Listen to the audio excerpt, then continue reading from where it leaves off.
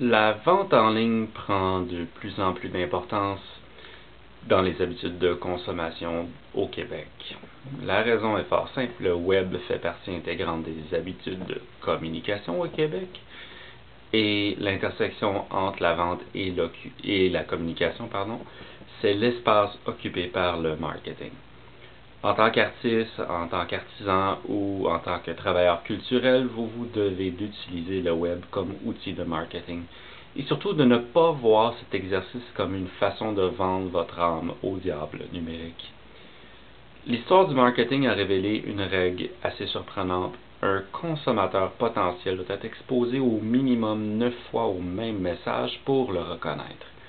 Le message, ça peut être un logo, ça peut être un slogan ou même le nom d'un groupe, d'une compagnie, d'un artiste, peu importe. Le principe reste le même.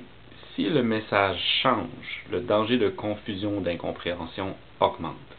Pire encore, si les 9 expositions s'avèrent néfastes, le travail à entreprendre pour corriger le message est d'autant plus ardu si les 9 expositions demandent à ce qu'on défasse le message erroné pour ensuite reconstruire le message en espérant qu'il soit décodé cette fois-ci de la bonne façon.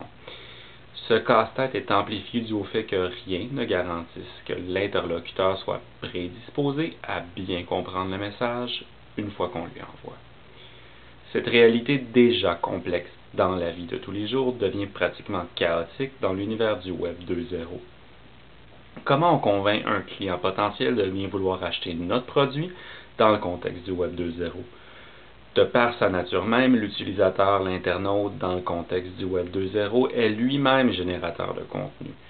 Donc, il se forge lui-même une identité de consommateur à travers ses choix de navigation, ses choix de participation interactive, donc de consommation de contenu, auquel lui-même participe en tant qu'interacteur.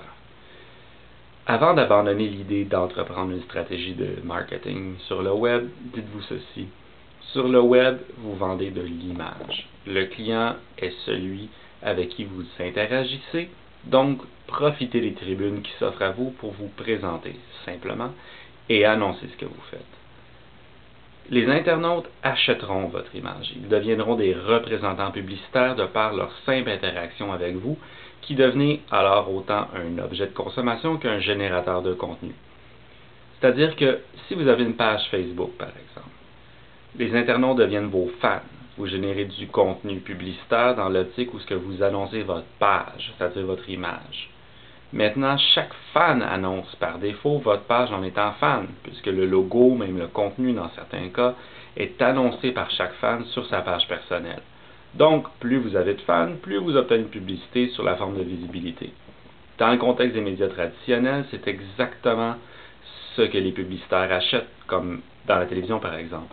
C'est de l'exposition des clientèles cibles. C'est précisément là où se situe le gros de votre travail.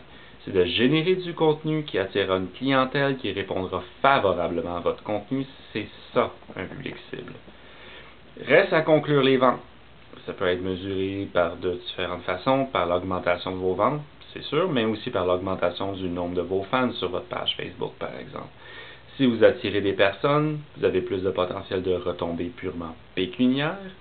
Il reste à générer suffisamment de contenu et réfléchir aux meilleures façons d'attirer l'attention de votre clientèle. Est-ce qu'ils aiment les contenus interactifs? Est-ce qu'ils aiment les blogs, les vidéos? C'est à vous de le déterminer. Maintenant, en terminant, je suis un défenseur du dicton qui dit que mieux vaut ne rien faire que de faire quelque chose de tout croche. Si vous n'êtes pas à l'aise, vous ne savez pas quoi faire, faites affaire avec une personne qui saura répondre à vos demandes ou encore consultez un organisme comme le Conseil montérégien de la culture et ses fabuleux employés qui, eux, sauront vous orienter vers un service approprié. Comme par exemple le service de formation professionnelle offre des ateliers de formation continue qui vous donneront des nouveaux outils professionnels ou encore si vous vous qualifiez dans un des programmes offerts pour la relève en Montérégie, vous pourrez bénéficier d'un très bon coup de main pour démarrer vos projets. Alors là-dessus, à plus tard, on se reconnecte.